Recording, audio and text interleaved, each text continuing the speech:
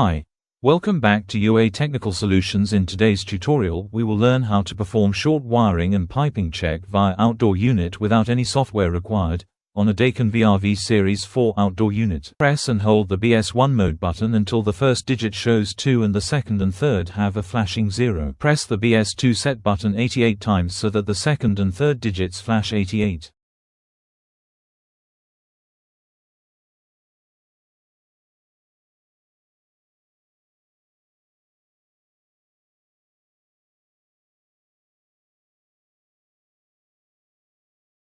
Press the BS3 button once and the third digit will begin to flash with a 0. This denotes that the short wiring and piping check function is currently switched off. Press the BS2 set button once and the third digit will begin to flash with a 1. This denotes that the short wiring and piping check function is being switched on. Press the BS3 return button once and the 1 will become solid. This is confirming the short wiring and piping check function is being switched on.